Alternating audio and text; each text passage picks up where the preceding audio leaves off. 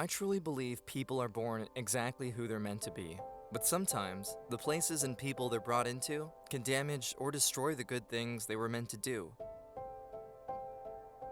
From a young age, I always struggled with staying calm, having an indoor voice, paying attention, things many adults attribute to just being an annoying little kid. But as I got older, it became less endearing and more angering to all the people around me. Why couldn't I focus on tasks? Why did things frighten me so much? Why would I isolate myself for hours? My parents used to say I could make stories all by myself for hours, alone, with only paper clips to entertain me. But really, it was because interacting with other people was frightening. Later on, my grades and discipline dwindled, and I was flunking all my classes in high school, and I started trying drugs out of anxiety of impressing my friends. After years of arguing with my parents, who always seemed to blame me for my problems, they finally tested me for mental disabilities, and the test result really explained everything.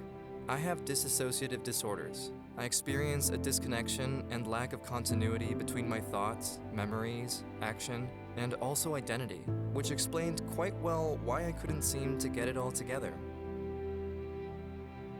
Not long after, my parents found out my older sister had been abusing drugs for years, and it had been the real cause of her own apparently normal illnesses, lactose intolerance, chronic lethargy, and more. All these things we had been trying to treat her for were things I had been playing with for a while. It tore my family apart, and I was stuck in the middle. My parents fought constantly and shoved my older sister into hospital after hospital, group home to group home. And I was reduced right back to the shaky, frightened child I was before. It was then I developed something new and especially frightening, something that crept up on me out of the darkness, and to this day has yet to go away. I would suddenly vanish. My mind, my consciousness would slip away, and it would feel as if my body was nothing but an empty shell, responding like a robot to other people and things. I felt like a ghost, watching over my body maneuver around and withstand the screaming, the fighting, smashed plates that rattled my home.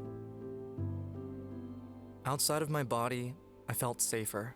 My mom's blame for my sister's struggles couldn't hurt my heart if my heart wasn't inside, so I would let my mind vanish and tune out, just stop existing, until the white noise of life was calm and I was left alone in my dark bedroom, my sheets torn off and hobbies stripped from me. When I was 16, my grandmother came to visit my family under the guise of celebrating my mom's birthday. Oh, little did we know. After inviting me, and only me, to lunch with my mother, my grandma then demanded my mother give up custody of me or face child protective services. This was definitely a vanishing moment. My mother, unable to deny my stone-faced grandma, both for public humiliation and guilt, agreed, without my input. I remember I didn't cry. I didn't laugh, or smile, or feel relieved. I felt nothing, and said nothing but yes or no.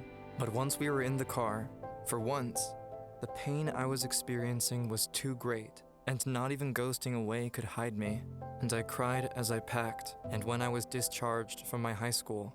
But what made me cry the most was when I said my last goodbye to my friends. I was so sad.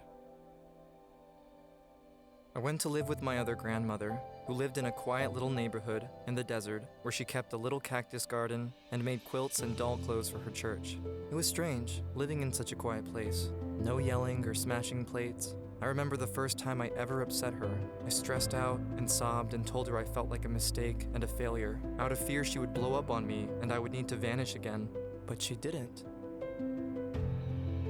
She looked me in the eyes and told me it wasn't important that we disagreed. All that mattered was that we needed to work together, that we were a team, and I cried. For the first time in my life, I cried with relief. The plan was for me to live with my grandmother until things with my sister were sorted out, but I still live with her today, almost 4 years later, graduated and working. We go to the same therapist, we own 2 ferrets and a cat, and I no longer flinch at the sound of clashing plates against tile. My family visits when they can. I know my parents both feel like they failed me, and in some ways, I am aware they truly did, but I try to move on. My mother and I still fight, but I hope in the future we can get along. As for my sister, she recovered well and is currently a tatted, chilled out, rockin' person who encourages me to be myself. I still vanish sometimes, and I still fight my anxiety, depression, and PTSD every day. I see my therapist every other week, who recently helped me talk about my vanishing problem. Now, knowing what it is that I fight with, I can try even harder to stay present and work through things, even when they're terrifying and difficult.